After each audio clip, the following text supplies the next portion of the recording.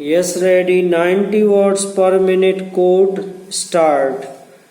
आवेदक एक न्यायिक अधिकारी है, इसलिए उसे पक्षपात करने और अपने भाई का समर्थन करने और उसकी पत्नी को दोष देने के बजाय अपने भाई और भाभी के बीच विवाद में निष्पक्ष रूप से हस्तक्षेप करना चाहिए था।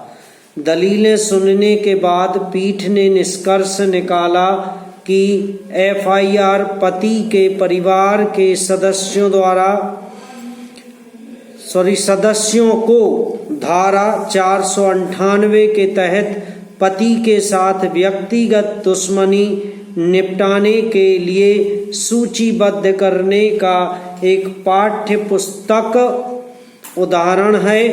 पीठ ने कहा, अदालत की प्रक्रिया के दुरुपयोग को रोकने के लिए आवेदक के अधिकारों की रक्षा के लिए और इस प्रकार न्याय के उद्देश्य को सुरक्षित करने के लिए निराधार कार्यवाही आवेदक के रूप में रद्द की जानी चाहिए।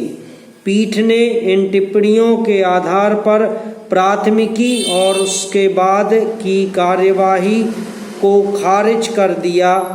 पीठ ने कुछ निर्णयों पर भरोसा करने के बाद कहा कि हम आजकल लोकतंत्र में उसके सबसे खराब रूप में रह रहे हैं, जहां किसी का किसी संस्था से कोई सरोकार नहीं है। यह अपवित्र और खतरनाक संकेत है कि सभी और विविध गैर जिम्मेदार तरीके से न्यायपालिका के खिलाफ निराधार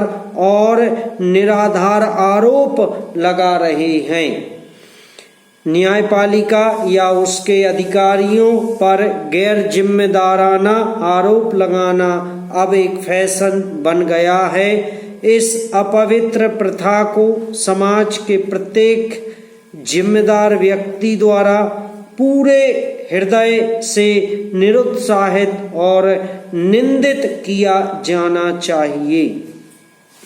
हाईकोर्ट ने कहा कि उच्च न्यायालय सामान्य रूप से और व्यक्तिगत न्यायिक अधिकारी के साथ साथ व्यवस्था की गरिमा और सम्मान को बचाने के लिए कर्तव्यबद्ध हैं कि किसी भी व्यक्ति को किसी भी न्यायिक अधिकारी की अखंडता और चरित्र के बारे में व्यापक और जंगली आरोप लगाने की अनुमति नहीं है। पैरा सुप्रीम कोर्ट की ओर से नोटबंदी के फैसले को वैध करार दिया जाना केंद्र सरकार के लिए एक बड़ी जीत जैसा है। सुप्रीम कोर्ट को मूलतः नोटबंदी के लिए अपनाई गई प्रक्रिया पर विचार करना था।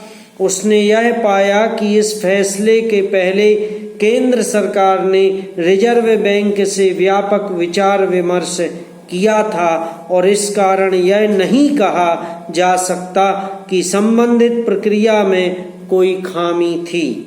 हालांकि एक न्यायाधीश ने 5 सदस्यीय पीठ के 4 न्यायाधीशों के निर्णय से असहमति जताई, लेकिन उसका कोई विशेष मूल्य नहीं।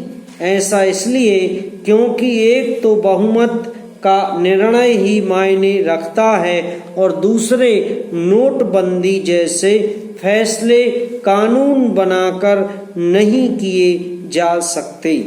निसंदेह नोटबंदी का फैसला एक बड़ा और कड़ा फैसला था। यह एक फैसला था जिसने हर किसी को प्रभावित किया था। सुप्रीम कोर्ट ने यह सही कहा कि किसी फैसले को केवल इसलिए गलत नहीं ठहराया जा सकता क्योंकि वह सरकार ने लिया है।